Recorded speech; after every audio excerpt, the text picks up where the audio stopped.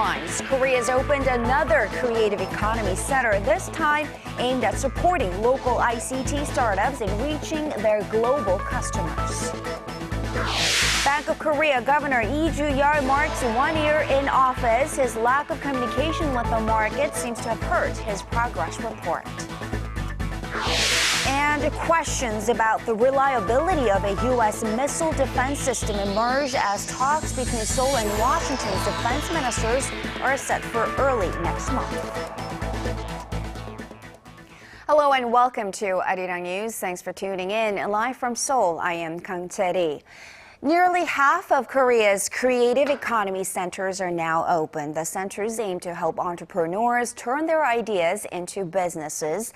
And the latest edition opened right outside of Seoul today, and it focuses on supporting startups in the ICT sector and helping them branch out overseas. Our Lee Ji-yoon tells us more. From messenger and internet portal Down Kakao to game mogul NCSoft, nearly half of Korea's IT firms call the Pangyo Techno Valley home. So it should come as no surprise that the country's 8th innovation center aimed at ICT convergence has opened up in Gyeonggi-do province. President Park Geun-hye was at the opening ceremony and announced $95 million in funding to help grow the creative tech industry. The area is set to become a testing zone for the Internet of Things, or the concept that all objects are connected to the Internet. Innovative new projects include a pilot to monitor local youth obesity through wearable devices. The ICT Innovation Center will also act as a financial technology or fintech hub, offering one-on-one mentoring connecting startup entrepreneurs and financial consultants, as well as local banking and credit card companies. But President Park stressed that the center looks outward, beyond Korea's borders. 앞으로 경기혁신센터는 전국 17개 혁신센터의 기업 정보를 DB화해서 해외 투자자와 매칭 서비스를 제공하고 해외 창업 기관과 벤처 투자자, 전국 혁신센터와 대기업 등의 글로벌 네트워크를 두루 연계해서 유망 벤처 기업의 글로벌 진출을 적극 지원하게 될 것입니다. 이를 통해 판교는 우리 중소벤처의 글로벌 진출 베이스 캠프가 되고 경기 혁신센터는 믿음직한 세르파가 돼서 스타트업들의 해외 시장 개척을 안내하게 될 것입니다. With help from these innovation centers, local firms will be able to exhibit their products abroad at events like the Consumer Electronics Show in Las Vegas and the annual Mobile World Congress in Barcelona. Lee Ji-yoon, ARIRANG News. Almost 1 year has passed since Bank of Korea Governor Lee Ju-yeol took his post last April. He started out strong, receiving a favorable evaluation from the market and political parties. But over the course of his first year, those early good impressions seem to have faded. Our Shin Se-min tells us more. Bank of Korea Governor Lee Ju-yeol has received some criticism that he could do more to foster communication between financial bodies and the public, and that he has lost the public's trust. That's the exact opposite of what Lee promised to do last year when he took office. A total of 3 rate cuts also affected this assessment. Lee changed his fiscal policy course from maintaining to slashing the interest rate from 2.5 last August to 2.25%. Last month, rate cut to 1.75 came as a surprise, shocking many market watchers. The Bank of Korea should be giving the market the right signal on changes to the key rate and create a kind of momentum for them. But that was not the case for the past year. Snowballing household debt is fueling more dissatisfaction with the BOK governor, as well as the country's continuing feeble economic growth.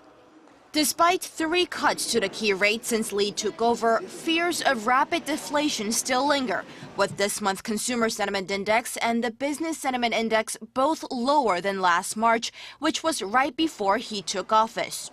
Korea's economic growth rate also fell from 1.1% in the first quarter of last year to 0.3% in the fourth quarter, staying in the 0% range. Some pundits point out, however, that the country's discouraging figures cannot be blamed solely on the governor. This sluggish pace of recovery, despite the rate cuts, points to other factors that result in slow growth. External factors such as slow global economic recovery on top of tumbling oil prices have also played a role in the economic slump. Shin Se-min, ARIRANG News. Korean manufacturers are feeling slightly more confident about the economy this month, but they still feel uncertain about future prospects.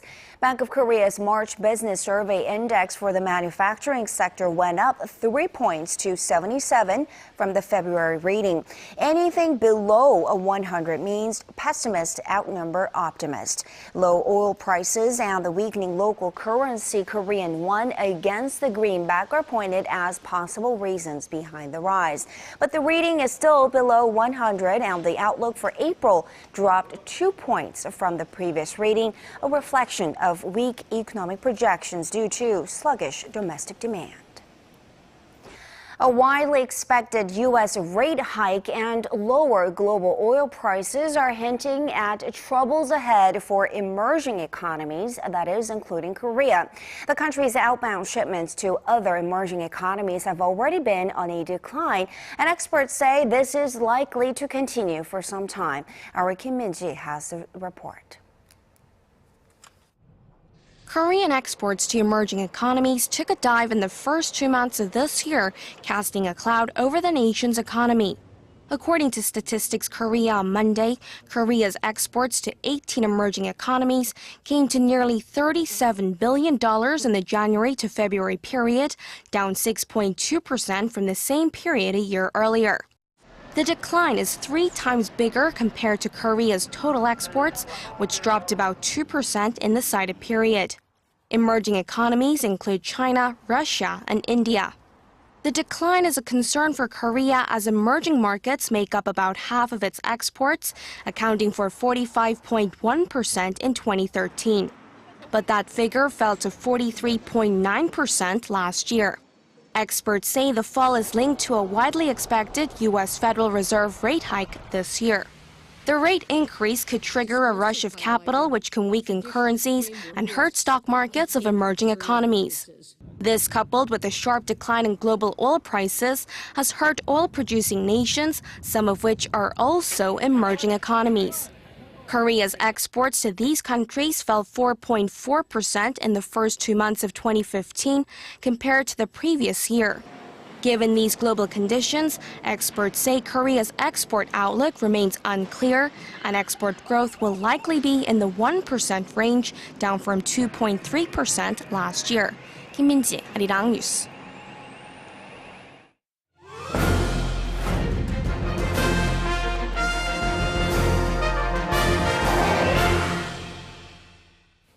When it comes to brand recognition, world-famous hotel chains may have an edge in Korea, but when it comes to customer preference, local chains appear to have a competitive edge. And as our Song Ji-sun tells us, there's a new trend toward diversification in the industry that's helping local chains weather unexpected changes. Korea has its fair share of global luxury hotels.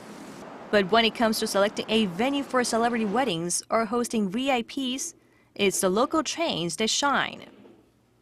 In the latest survey on preferred hotel brands, local chains like Silla and Lotte came out on top over internationally renowned brands. The service standards set by global brands may not necessarily reflect the unique service expectation and culture of the local users. On the other hand, local brands like Silla and Lotte have spent many years researching the specific needs and preferences of Korean guests and fine-tuning the product to their needs. Domestic hotel chains also have an advantage when it comes to revamping their facilities. They have a proven revenue stream that's separate from the hospitality side of the business. Korean hotels may be better known for hosting VIP guests like foreign leaders and providing venues for celebrity weddings. But the big money doesn't come from room rates or from the high-profile functions. Most of the revenue actually comes from their duty-free businesses. Lotte and Silla dominate the local duty-free market, and they're also expanding overseas to airports in Singapore and Guam.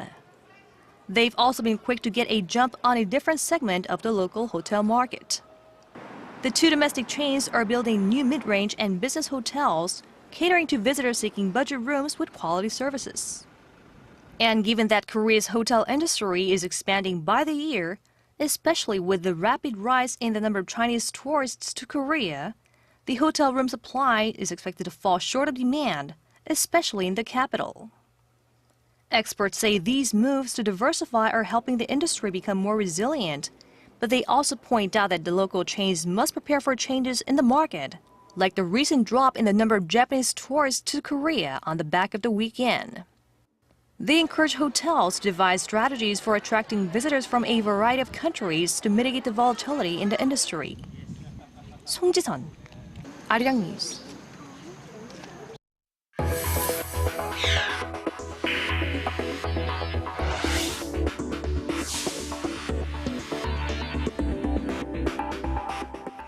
A car crash in Pokhara, Nepal has left 4 South Korean tourists dead.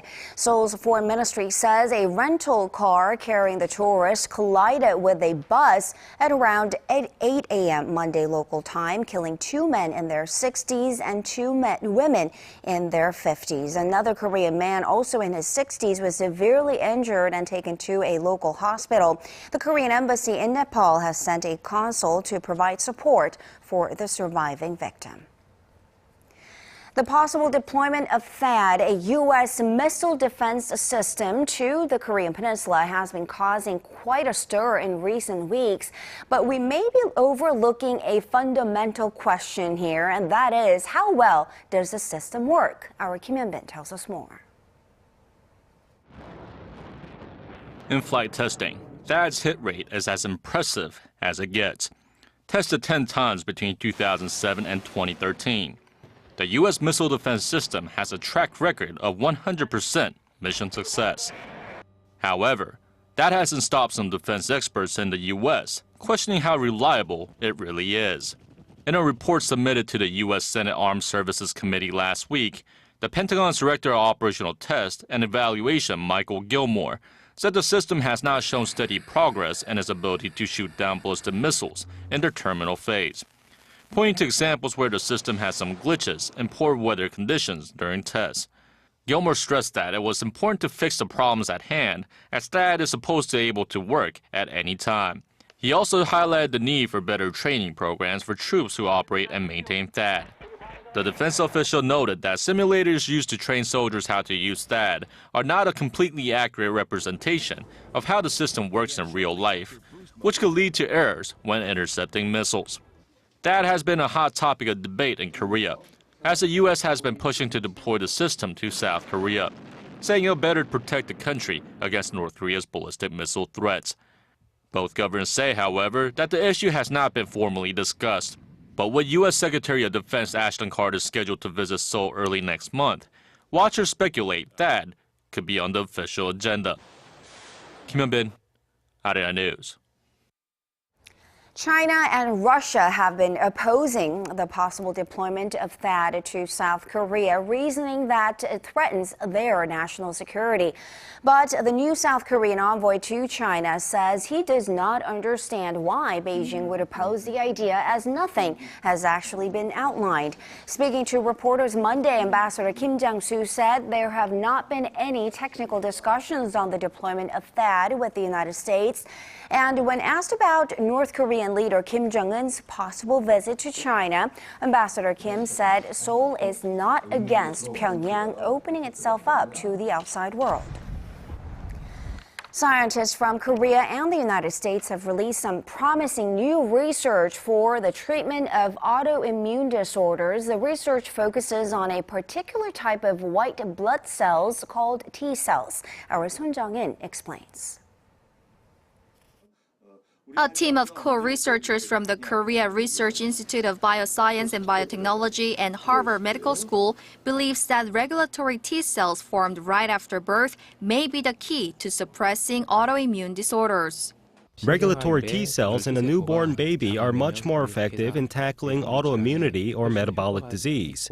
This new discovery could be the key in developing treatment for cell disorders.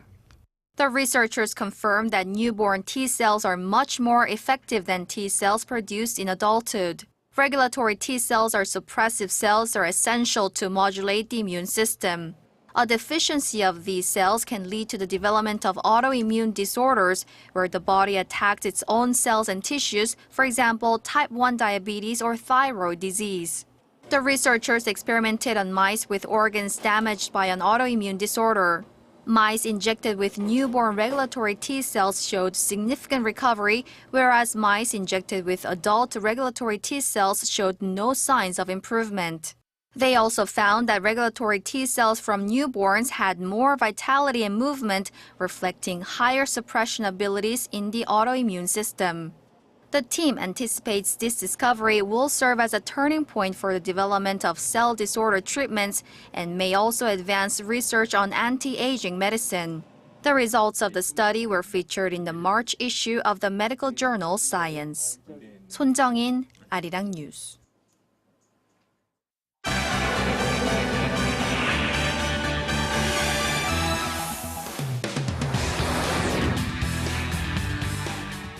Now to the latest on the Germanwings air disaster. Investigators in the French Alps have recovered the DNA of nearly 80 victims from the crash site, accounting for more than half of the lives lost on the plane. And to tell us more, Paul Lee is joining us from the News Center. Paul, what kind of challenges are we facing with this recovery operation?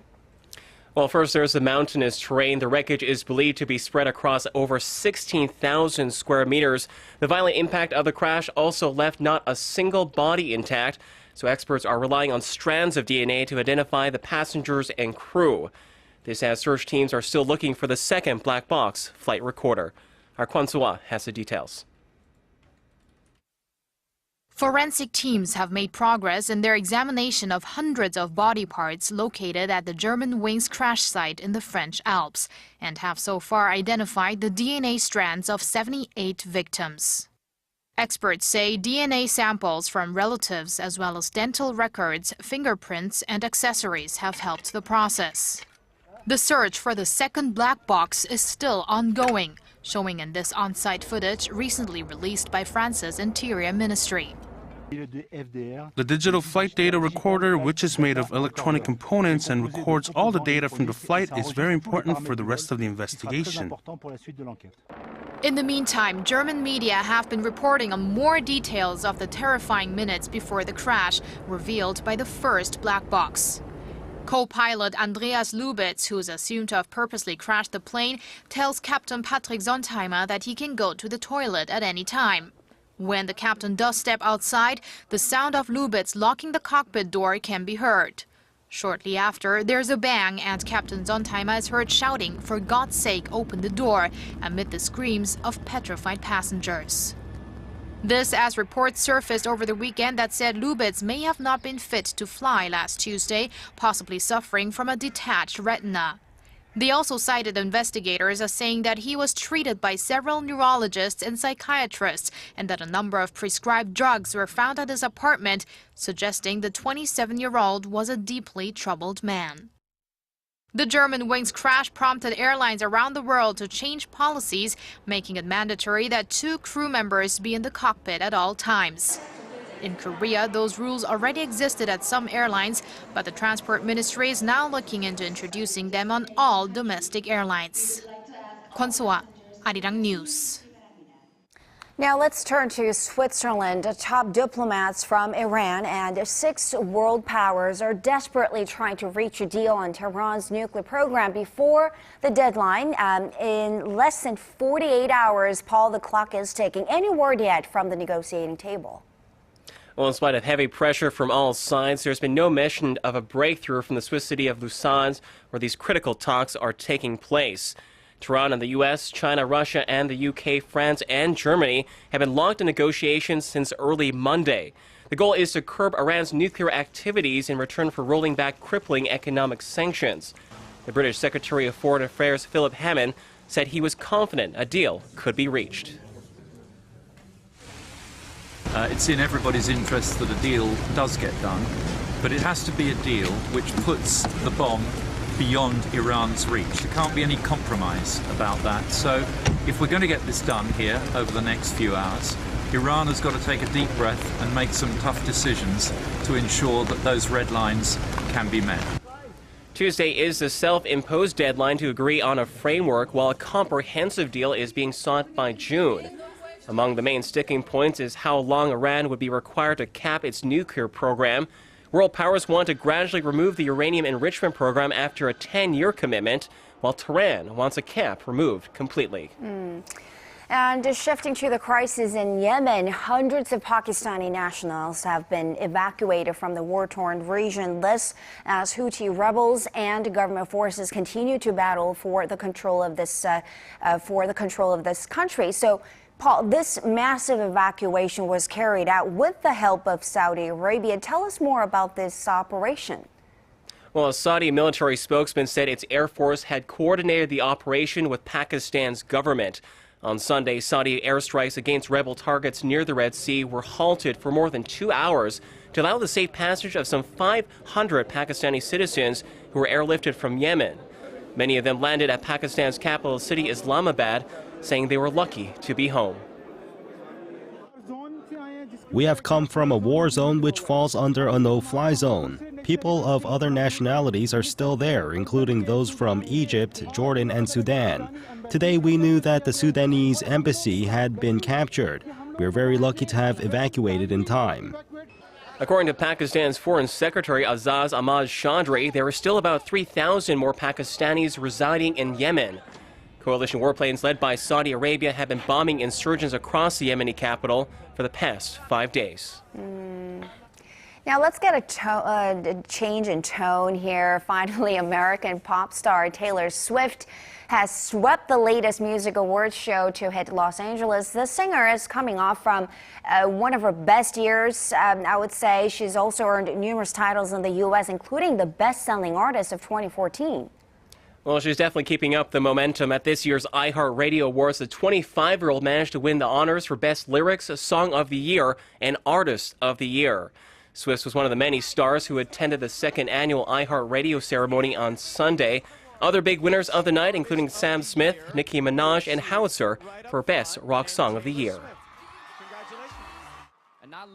This is amazing because writing lyrics is my favorite part of my job, and with this song in particular, seeing how many people captioned their Instagram pictures with "Darling, I'm a nightmare dressed like a daydream" was fantastic. I would like to clarify that the line is actually, "Got a long list of ex-lovers." Highlights also included Justin Timberlake taking home the highly coveted Innovative Award. Several A-list performances rounded out the evening, featuring Rihanna, Jennifer Hudson, and Madonna, who sang Ghost Town. Charity? All right, Paula, let's leave it there for now. Thank you so much for those stories, and we will see you again in just about 2 hours.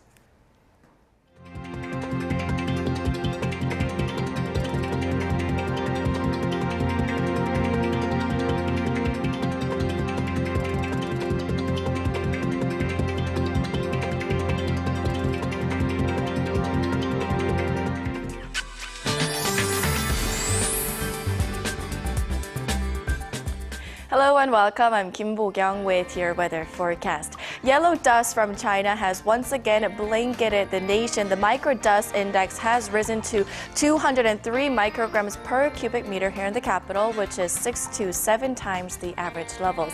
But besides the dust, it is clear skies across. However, unlike today, tomorrow is shaping up to be a rainy one. Showers are set to begin along the west coast before spreading to other regions by the evening, dropping less than 5 millimeters. So it'll hopefully provide the much-needed moisture to the recent dry conditions we've been experiencing. And earlier today, it felt like early summer this afternoon. The mercury rose 3 to 11 degrees above seasonal averages, reaching 20 degrees here in the capital and jumping up to 25 degrees over in Gwangju. But please keep in mind that numbers will drop to the single digits as the night progresses. On to tomorrow's readings. The daytime high here in Seoul and Gwangju should hit 18, while Daegu reaches up to 22. Moving on to other regions, Jeju peaks at 21, Dokdo hits 11, Mount Kumgang hits 14, that is, and Mount Kumgang hits 11. Those are the updates I have for you now. I'll see you soon. Thank you very much, Pokyung, and that will do it for this edition of ARIRANG News. Thanks for watching.